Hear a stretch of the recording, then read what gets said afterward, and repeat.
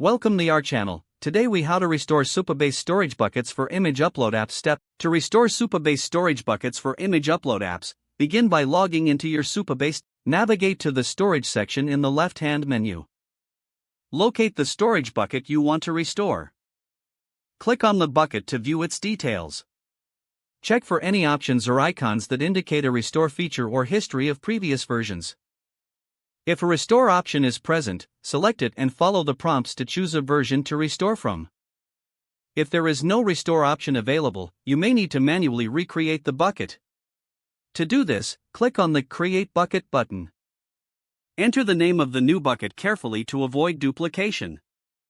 Ensure you set the appropriate access policies for your new bucket. Once created, configure the settings, including any required file size limits or image formats. Next, upload any necessary configurations, such as CRS settings. Make sure to test the new bucket by uploading a sample image.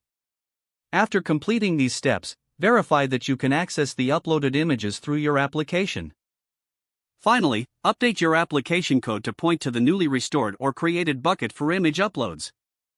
If the page does not load, refresh the browser or try again in a private or incognito window. Make sure you are using the correct email address, then retype it carefully to avoid small typos. If your password is not accepted, use the reset option and create a new strong password you can remember.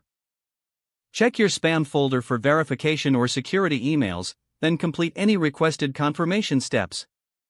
Enable two-factor authentication if available to improve account security and reduce unauthorized access risk.